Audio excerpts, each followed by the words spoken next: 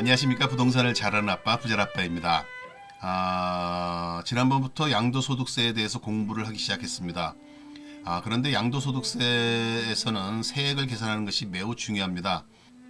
재산세와 종부세의 경우는 정부에서 세액을 계산해서 고지서를 보내오지만 양도소득세는 신고제로 운영이 되므로 잘못 계산해서 신고하는 경우 불성실 가산세를 납부하게 될 수도 있습니다. 그리고 양도소득세에 대한 법규가 하도 많이 변경되었고 예외적인 사항도 엄청 많은 까닭에 세무사 중에서는 양도소득세 영역을 포기한 경우도 있다고 합니다. 이러한 세무사를 우스갯말로 양포세무사라고도 하기도 합니다. 이렇게 양도소득세는 세무사도 어려워하는 영역이므로 개인이 다 알 수는 없습니다. 그리고 실제로 양도소득세가 발생이 되는 경우에는 세무사의 힘을 빌리는 것이 필요해 보입니다. 어설프게 계산했다가 가산세를 내는 것보다는 전문가가 제대로 계산을 하게 하는 것이 바람직할 것이기 때문입니다. 하지만 양도소득세를 계산하는 로직 등에 대해서 어느 정도는 알고 있어야 세무사에게 일을 시키든지 나름 감을 잡을 수 있을 것입니다. 그래서 오늘 부자라빠의 주택 관련 세금 공부하기 12번째 시간에는 그 어려운 양도소득세 계산하는 것을 다루어 볼까 합니다. 어려우면서도 매우 중요한 영역이므로 관심 가지시고 집중해서 함께 하시기 바랍니다. 양도소득세 계산식을 간단히 살펴보면 일단 양도차익은 양도가액에서 취득가액, 자본적 지출, 양도비 등과 같은 필요 경비를 차감하고 거기에 3년 이상 보유한 주택을 양도한 경우는 그 양도 차익에서 장기 보유 특별공제를 차감하여 양도소득 금액을 산출합니다. 그리고 세금 과세의 기준이 되는 양도소득 과세 표준은 양도소득 금액에서 기본공제 250만 원을 차감합니다. 그렇게 해서 최종 양도소득 산출세액은 양도소득 과세 표준액 곱하기 세율을 해서 누진공제를 빼줌으로 계산을 하게 됩니다. 계산식은 단순 명료하지만 챙겨야 할 것이 많습니다. 일단 주택의 양도가액은 양도 당시의 양도자와 양수자 간의 실질 거래가액에 따르는데 여기서 실질 거래가액이란 주택의 양도 또는 취득 당시에 양도자와 양수자 간 실제로 거래한 가액임을 유념하셔야 합니다. 그런데 세금을 줄이기 위해서는 비용에 대한 개념을 좀 명확히 할 필요가 있습니다. 그래서 좀 더 세밀하게 그 필요 경비에 대해서 공부할 필요가 있습니다. 부동산을 매각함으로써 양도 가액이 정해지면 여기서 필요 경비를 공제하게 되는데 이 필요 경비 중에서 중요한 것으로 취득가액과 자본적 지출 그리고 양도비 등이 있습니다. 필요 경비 중에서 일단 양도한 주택을 얼마에 샀는가 하는 그 취득가액을 먼저 알아야 하는데 취득에 소요된 실질 거래가액을 기준으로 계산을 하게 됩니다. 먼저 타인으로부터 매입한 주택은 매입가액에 취득세, 등록세, 면허세 및 기타 부대 비용을 가산하게 됩니다. 여기서 취득세는 영수증이 없어도 필요 경비로 공제가 가능한데 만약에 그 취득세가 감면된 경우라면 당해세액을 공제하지 않습니다. 또한 자기가 제조, 생산 또는 건설 등에 의하여 취득한 주택은 원재료비, 노무비, 운임, 하역비, 보험료, 수수료, 공과금, 설치비, 기타 부대 비용을 합계한 금액이 됩니다.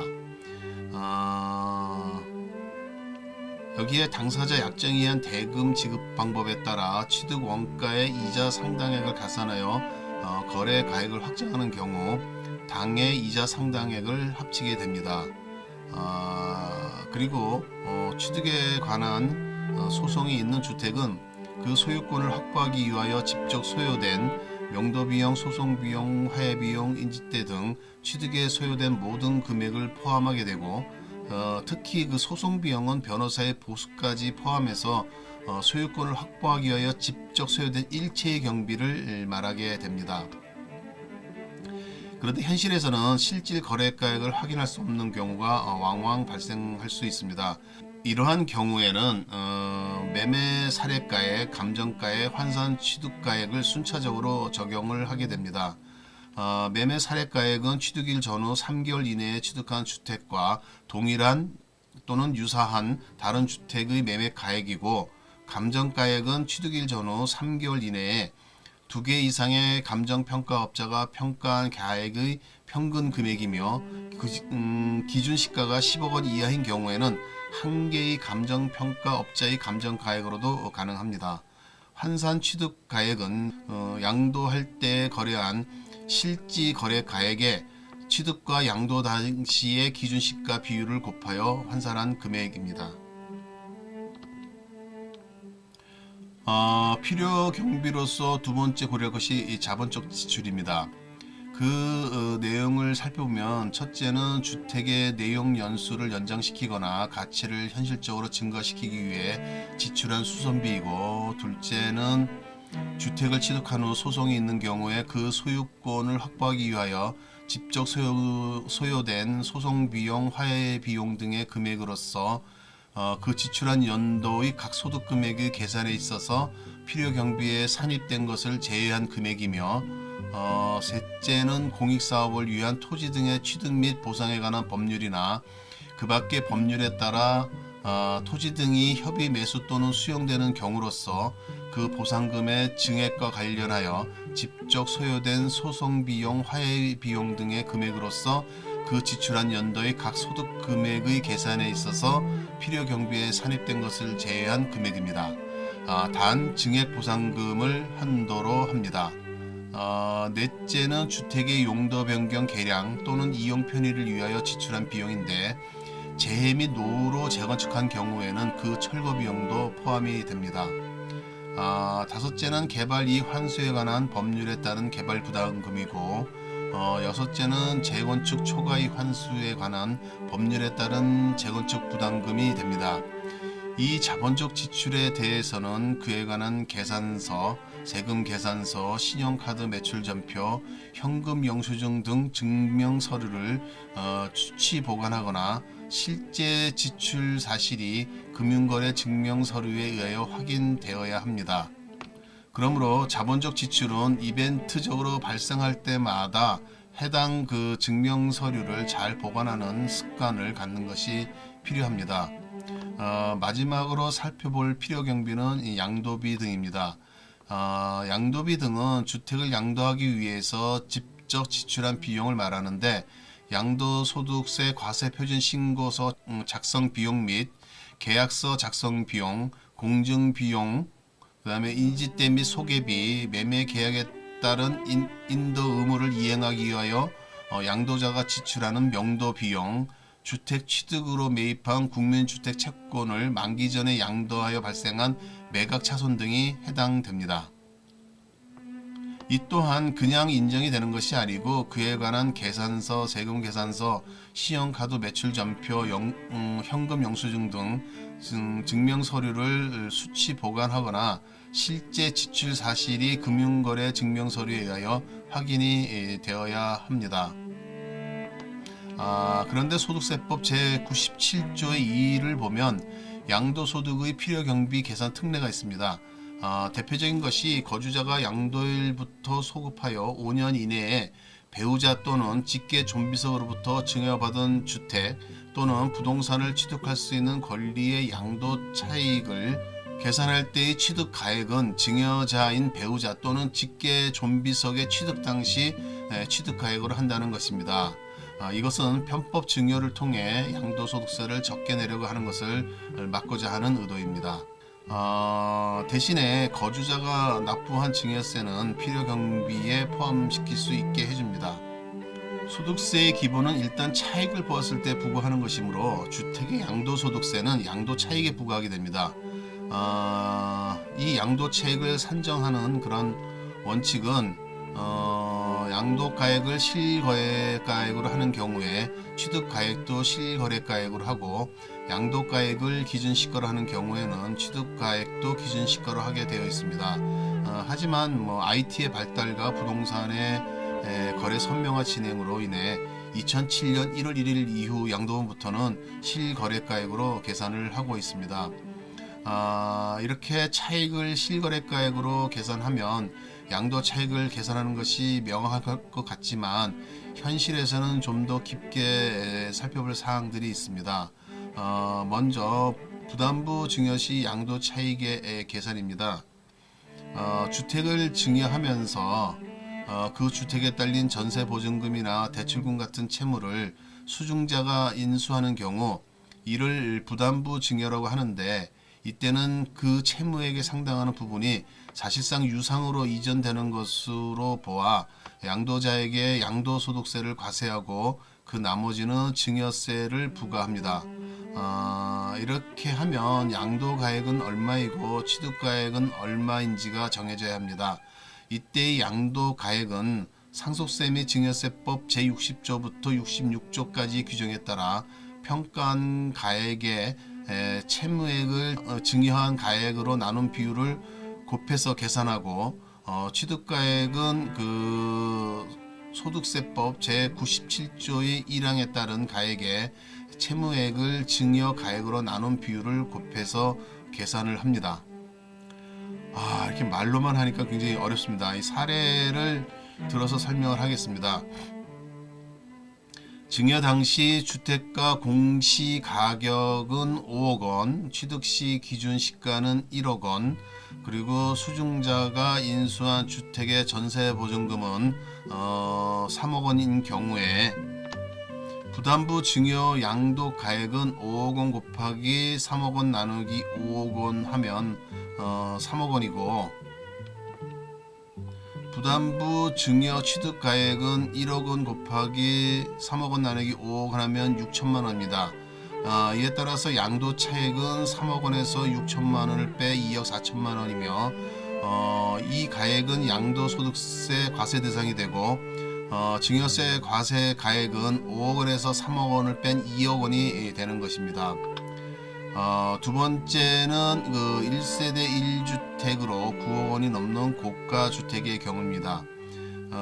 아시다시피 1세대 1주택은 요건을 충족하면 비과세이지만 9억 원을 초과하는 주택은 그 초과분에 대한 양도 차익에 대해서 세금을 내야 합니다. 양도 차익을 구하는 산식은 고가주택 전체의 양도 차익 곱하기 양도가액에서 9억 원을 뺀 것을 곱하고 다시 양도가액으로 나눈 것이 됩니다.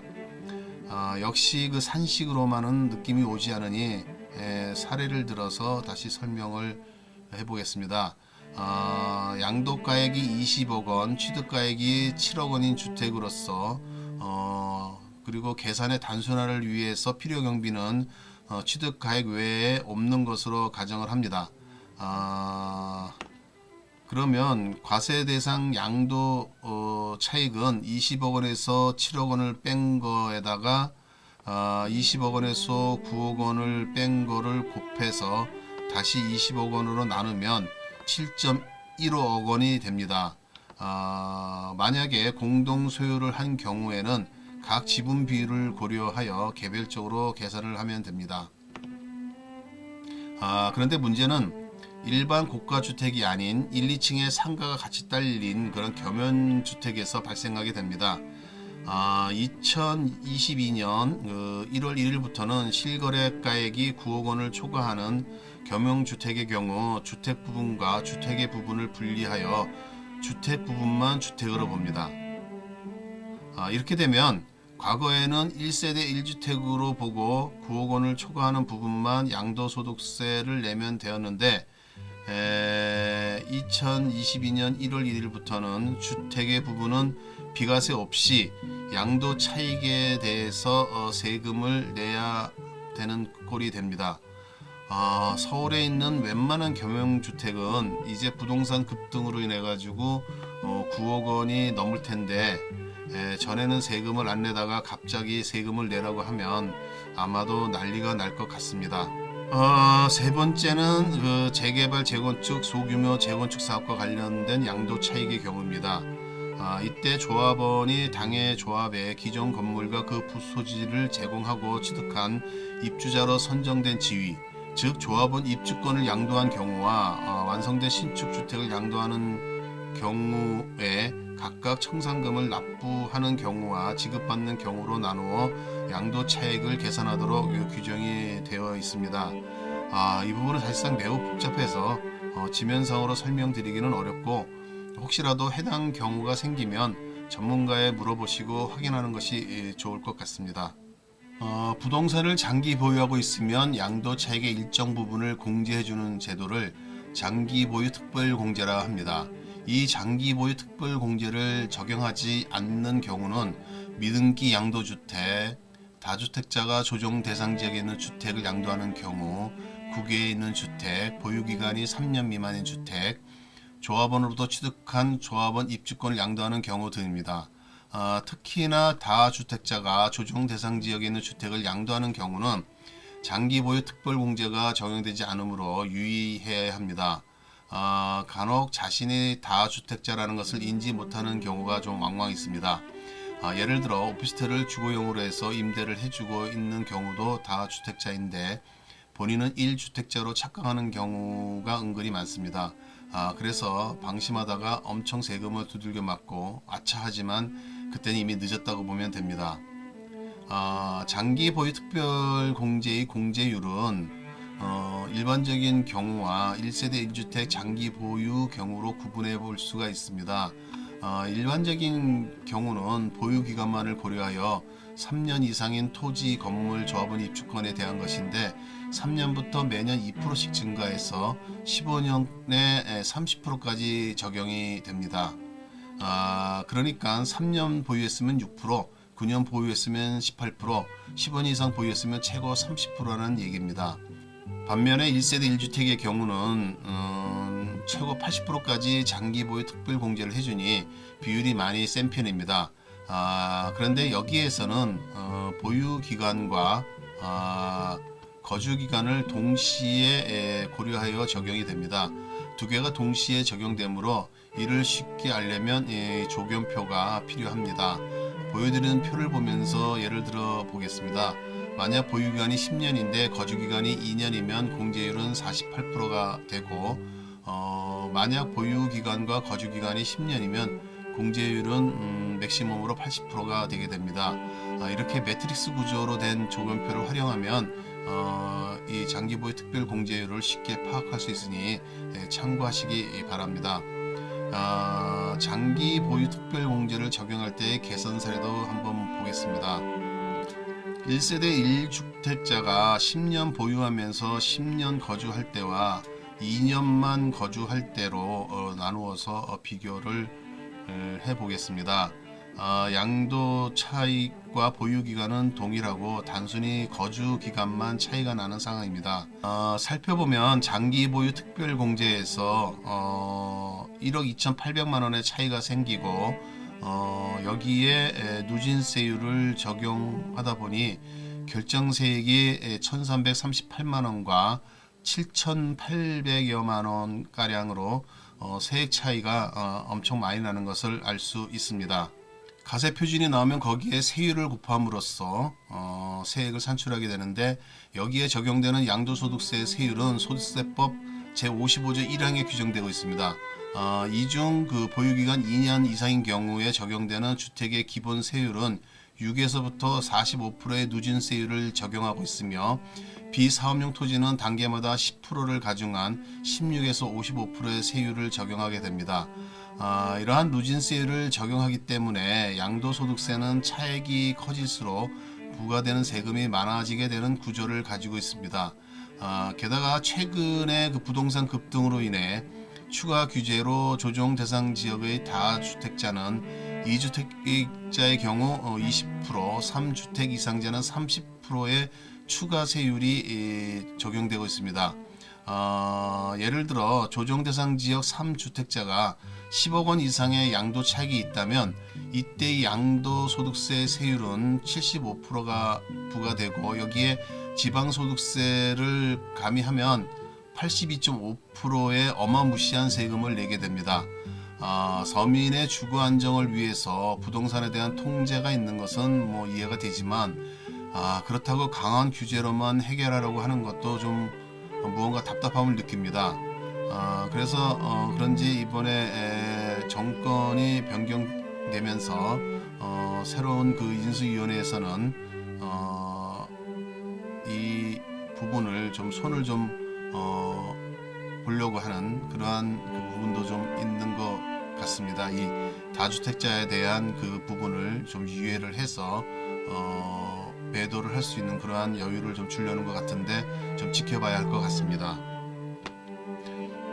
또한 단기 보유하고 양도하여 차익을 얻는 경우는 종전에 40에서 50%의 높은 세율이 부과되었는데 부동산 규제로 인해 더욱 중과가 되어 60에서 70%의 세율을 부과하고 있습니다. 이러한 규제로 단기 차익을 실현해도 실제 손에 들어오는 것은 뭐 별로 안 되게 됩니다.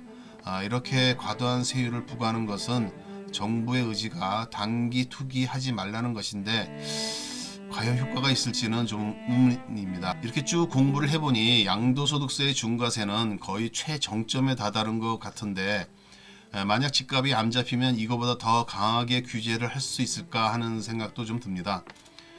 자연이든 경제이든 물 흐르듯이 자연스러운 흐름으로 진행이 되어야 하는데 마음에 들지 않게 흐른다고 무언가를 억지로 막으려고 하면 큰 재앙이 올 수가 있습니다. 치수를 한다고 강물의 흐름을 억지로 조정을 하다 보면 오히려 큰 그 재해를 입게 되는 것처럼 말입니다. 그런데 이럴 때 사실 가장 큰 피해자는 그 강가에 살다가 홍수를 맞는 그 이재민이라는 것이 문제입니다. 세법을 공부하는 것도 좀 마찬가지인 것 같습니다. 자신은 정말 열심히 살았을 뿐인데 하다가 세금 재해를 맞을 수 있으므로 세법에 대해서 알아야 세금 이재민이 안 되고 편안하게 행복하게 살 수 있을 것 같습니다. 아는 것이 힘이고 아는 것이 돈입니다. 좀 많이 공부해서 세금 쓰나미 잘 피하시기 바랍니다. 다음 시간에는 양도소득세에서 1세대 1주택 비과세에 대해서 공부하려고 합니다. 비과세에 대해서는 필수적으로 알아야 혜택을 볼 수 있습니다. 다음 시간에는 양도소득세 1세대 1주택 비과세에 대해서 공부를 하려고 합니다. 비과세에 대해서는 필수적으로 알아야 혜택을 볼 수 있습니다. 완전한 것을 알기가 쉽지는 않지만 어느 정도 개념을 갖도록 공부를 해볼 생각입니다. 계속 관심 가지시고 구독해 주시기 바랍니다. 구독 신청을 하시면 새롭게 업로딩 할 때마다 바로바로 알려드려서 따끈따끈한 동영상을 보실 수가 있습니다. 또한 구독 신청과 댓글은 저에게 큰 힘을 줍니다. 감사합니다.